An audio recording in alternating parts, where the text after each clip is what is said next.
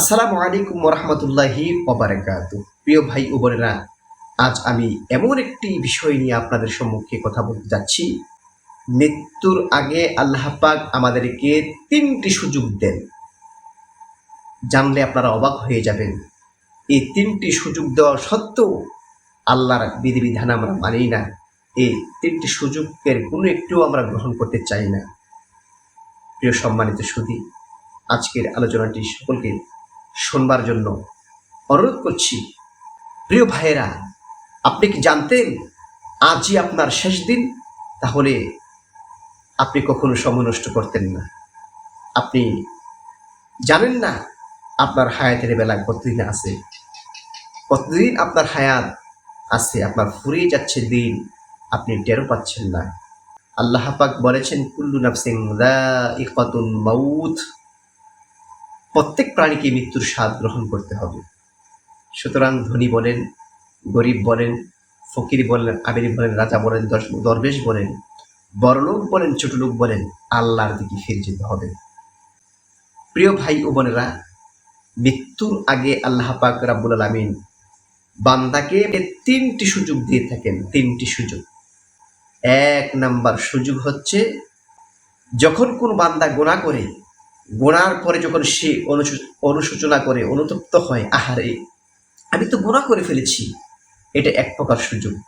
তখন যদি বান্দার সাথে সাথে তওবা করে নেয় এবং আল্লাহর দিকে ফিরে আসে, আল্লাহ পাক রাব্বুল আলামিন বান্দার জীবনের সমস্ত গুনাহ খাতাগুলি পরিষ্কার করে ধুয়ে মুছে সাফ করে দেন।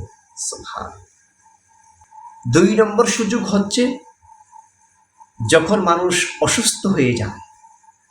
আমি আপনি যখন অসুস্থ হয়ে যাই, তখন আমরা বুঝতে পারি যে সুস্থতার কত নিয়ামত। তখন আমরা অত্যন্ত দুর্বল হয়ে যাই। তখন আমরা বুঝতে পারি যে আহারে দুর্বল মানুষ, আমরা তো একদিন আল্লাহর কাছে ফিরে যেতে হবে। আল্লাহ পাক কিন্তু আমাকে সুযোগ দিচ্ছেন, দুর্বল করে আমাকে অসুস্থ করে বুঝাই দিচ্ছেন, বান্দা তুমি দুনিয়াতে তোমাকে কি জন্য পাঠাইছি এই কাজ ভুলে গেলে হবে না।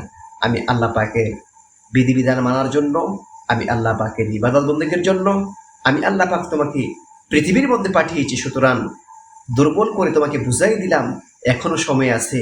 তুমি আমি আল্লাহ পাককে ডাকো, আমি আল্লাহ পাককে স্মরণ করো, আমি আল্লাহ পাকের ইবাদত বন্দেগী করো, আমি আল্লাহ পাকের রাজাবন্দি হাসিল করার জন্য নামাজ পড়ো, রোজা রাখো, আমি আল্লাহ পাকের আইন ও কানুন মানো।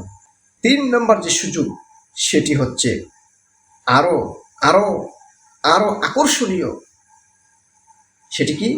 মানুষ যখন ইন্তেকাল করে, আপনার সামনে আপনার মা চলে যাচ্ছে, আপনার সামনে আপনার বাবা চলে যাচ্ছে, আপনার দাদা চলে যাচ্ছে, আপনার বড় ভাই চলে যাচ্ছে, মানে আপনার যাওয়ার পালা। সুযোগ দিয়েছেন বান্দা, যেমনি করে তোমার সম্মুখে তোমার আপনজন, তোমার দিনী ভাই, তোমার বোন, আত্মীয় স্বজন নিয়ে গেলাম, তোমাকে তো একদিন ফিরে যেতে হবে।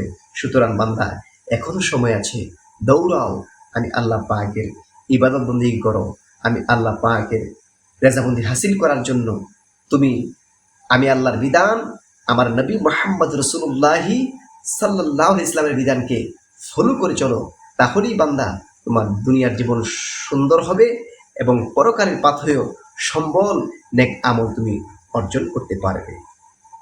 প্রিয় বাইসব, তাই আজ থেকে আসুন আমরা 5 ওয়াক্ত নামাজি হই, হালাল পথে চলি, হারাম থেকে বেঁচে থাকি, আল্লাহর দেওয়া বিধিবিধান মেনে চলি এবং বেশি থেকে বেশি পরিমাণ আল্লাহকে স্মরণ করি, মৃত্যুর কথা স্মরণ করি, আল্লাহ পাকের জিকির করি এবং রাসূলুল্লাহ সাল্লাল্লাহু আলাইহি ওয়াসাল্লামের দুরূদ শরীফ বেশি থেকে বেশি পরিমাণ আমরা পাঠ করি। আল্লাহ পাক যেন আমাদেরকে দ্বীনের পথে অটল থাকার তৌফিক দান করে, মৃত্যুর সামান অর্জন করার তৌফিক দান করে। আসসালামু আলাইকুম ওয়া রাহমাতুল্লাহি ওয়া বারাকাতুহু।